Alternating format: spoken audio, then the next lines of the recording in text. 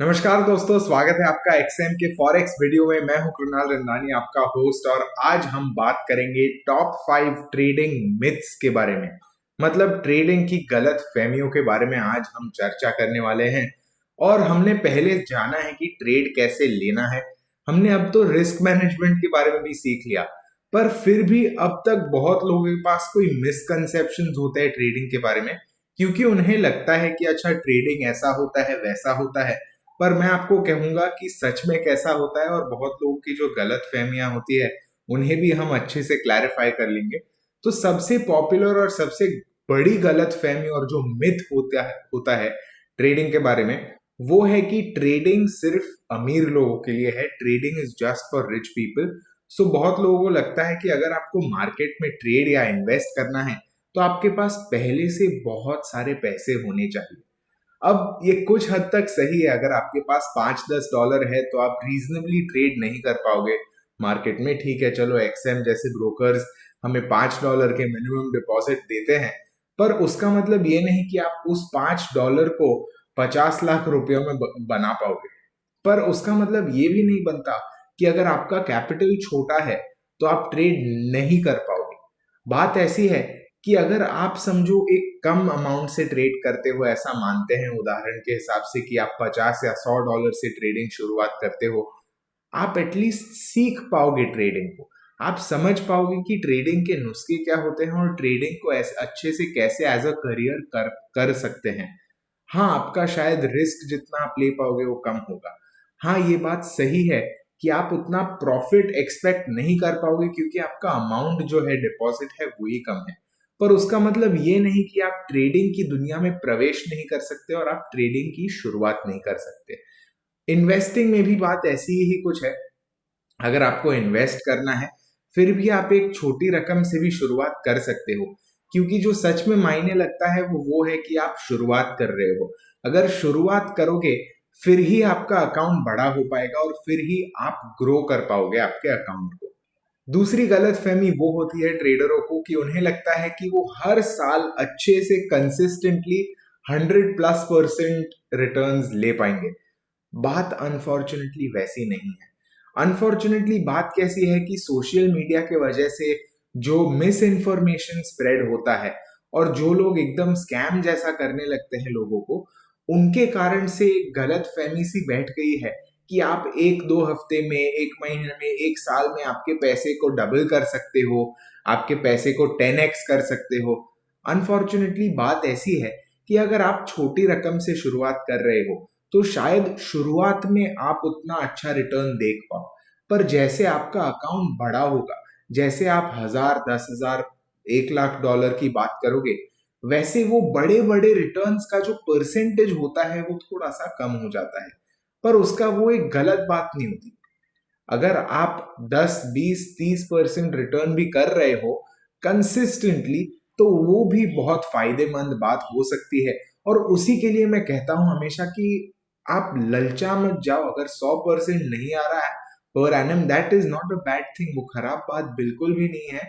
In fact आपको जानना है कि अच्छा मैं और ये चीज सीख कर मेरा ट्रेडिंग परफॉर्मेंस एक लेवल तक इंप्रूव कर सकता हूं, और वहां से आप कंसिस्टेंसी लाओ, क्योंकि कंसिस्टेंसी और कंसिस्टेंट प्रॉफिट्स हमेशा बेटर रहते हैं एक टाइम के 100% रिटर्न से।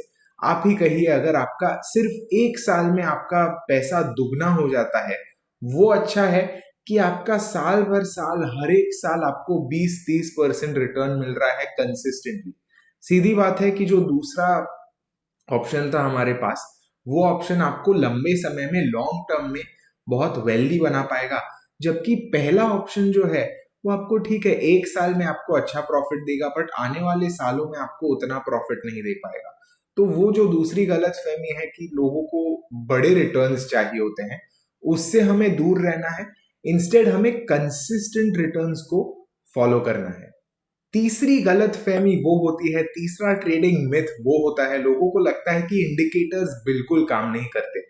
और सच बताऊं तो ये गलत फहमी आजकल बहुत ही चलने लगी है, लोकप्रिय हो गई है, क्योंकि प्राइस एक्शन ही सीखना है लोगों को। लोगों को लगता है अगर प्राइस एक्शन जान लिया तो इंडिकेटर्स का मतलब ही नहीं है। और लोगों को लगने लगा है कि इंडिकेटर्स स्कैम से बन गए हैं। पर मैं आपको बता सकता हूं अच्छे से और कॉन्फिडेंस से कि ये बिल्कुल भी सही नहीं है। हाँ, प्राइस एक्शन बहुत इंपॉर्टेंट है, क्योंकि उसी से हमें पता चलता है कि भाव की भावना क्या है और उसी से हम ट्रेड ले पाएंगे अच्छे से।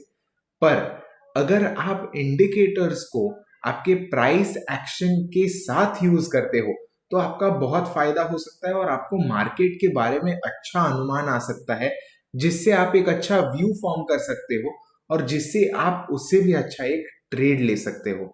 तो आपको इंडिकेटर्स से डरना नहीं है। इंडिकेटर्स खराब नहीं होते और इंडिकेटर्स भी अच्छे से आपको ट्रेड लेने में मदद कर सकते हैं। हाँ, और इसमें मैं आपको एक और चीज कह देता हूं। इसका मतलब ये नहीं कि आपके चार्ट पर आप भर भर के इंडिकेटर्स डाल दो, क्योंकि इंडिकेटर्स एक हद तक अच्छे होते हैं। अगर आपको ऐसा लगता है कि आपके चार्ट पर बहुत इंडिकेटर्स है तो आप प्राइस एक्शन को समझ नहीं पाओगे। इसलिए मैं हमेशा कहता हूं कि प्राइस एक्शन को समझो, पर इंडिकेटरों को प्राइस एक्शन को समझने का एक जरिया मान लो। उससे आपका ट्रेडिंग अच्छा हो जाएगा। चौथी गलतफहमी वो है कि लोगों को लगता है कि प्रोफेशनल ट्रेडर्स हमेशा सही होते हैं। ये बात बिल्कुल भी सही नहीं है, क्योंकि प्रोफेशनल ट्रेडर्स, चाहे वो इंडिविजुअल ट्रेडर्स हो जो करोड़ों करोड़ों के अकाउंट मैनेज करते हो, या वो इंस्टीट्यूशनल ट्रेडर्स हो जैसे बैंक हो गए, गवर्नमेंट हो गए, कंपनियां हो गई, जो और बड़े million, hundreds of millions of dollars के अकाउंट मैनेज करते हो, वो भी बहुत बार गलत हो सकते हैं। और इनफैक्ट वो बहुत बार गलत होते भी हैं। ऐसा जरूरी नहीं है कि वही हमेशा सही हो। बहुत बार वो ट्रेड के गलत साइड पर होते हैं, पर उन्हें क्या बचा देता है? Risk management. जैसे हम लोग ने पिछले वीडियो में भी बात की थी, रिस्क मैनेजमेंट बहुत महत्वपूर्ण चीज है, क्योंकि वो इन इंस्टीट्यूशनल ट्रेडरों को भी बचा देती है। और दोस्तों, इसलिए मैं हमेशा कहता हूं कि हमें रिस्क अच्छे से मैनेज करता है, और ये हमें हमारी पांचवी गलत फहमी पर लेके चलता है।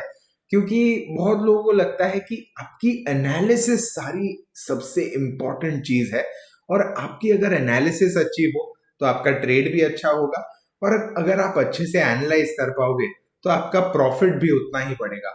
और वो हमें लेके चलता है हमारी पांचवी गलत फहमी पर, क्योंकि बहुत लोगों को लगता है कि आपकी एनालिसिस ही सबसे महत्वपूर्ण चीज होती है। बहुत लोगों को लगता है कि अगर आप अच्छे से एनालाइज कर पाओगे तो उसका मतलब ये हो जाएगा कि आपका ट्रेड हमेशा सही जा पाएगा, या एटलीस्ट आपके ट्रेड के सही जाने की संभावना बढ़ जाएगी। पर सच बताऊं तो ऐसा हमेशा नहीं होता, क्योंकि एनालिसिस और प्रॉफिटेबिलिटी में बहुत बड़ा अंतर है। आपकी एनालिसिस सबसे सही हो सकती है, पर अगर आपका रिस्क मैनेजमेंट अच्छा ना हो और अगर आप कोई मार्केट में एक एज ना ढूंढ पाओ आपके लिए, तो आपकी जितनी भी अच्छी एनालिसिस हो जाए, आपको वो ट्रेडिंग प्रॉफिट्स नहीं दिखा पाएगी उतने अच्छे जितने हो सकते हैं। यही कारण है कि हम बहुत बार बात करते हैं सही ट्रेडिंग साइकोलॉजी की, हम बहुत बार बात करते हैं सही माइंडसेट की, और मोस्ट इंपॉर्टेंटली हम बहुत बार बात करते हैं रिस्क मैनेजमेंट की। और दोस्तों, मैं आपको एक बोनस मिथ भी देना चाहूंगा, बोनस गलत फहमी भी कह देता हूं। लोगों को लगता है कि अगर आपको मार्केट में सफलता प्राप्त करनी है, अगर आपको प्रोफेशनल ट्रेडर बनना है, तो आपको आइदर फाइनेंस बैकग्राउंड से होना चाहिए या आपको बहुत ही स्मार्ट होना चाहिए। सच बताऊं तो ऐसी बात बिल्कुल नहीं है। बहुत सारे ऐसे लोग हैं जो फाइनेंस का फ भी नहीं जानते। बहुत सारे ऐसे लोग हैं जो बाकी और चीजों में फेल हो चुके हैं अनफॉर्चुनेटली, और वो उन्होंने ट्रेडिंग में एक अच्छा करियर बनाया है। क्योंकि ट्रेडिंग भेदभाव नहीं करता, ट्रेडिंग ट्रेडिंग जरा भी डिस्क्रिमिनेट नहीं करता, और उसी के कारण हम कह सकते हैं कि चाहे आपका बैकग्राउंड कुछ भी हो, अगर आपको लर्न सीखने की विलिंगनेस है, अगर आप में वो उत्साह है सीखने का, और अगर आप अच्छे से सीख पाओगे और समझ पाओगे मार्केट को और डटे रहोगे इस जर्नी पे, तो आप भी एक अच्छे ट्रेडर बन पाओगे सही समय पर। तो आशा करता हूं कि आपको इन गलत फहमियों के बारे में जानकर कुछ नया जानकारी मिली होगी, और हम मिलते हैं आने वाले वीडियो में। तब तक happy trading, happy analysis. XM के इस यूट्यूब चैनल को सब्सक्राइब जरूर कीजिएगा।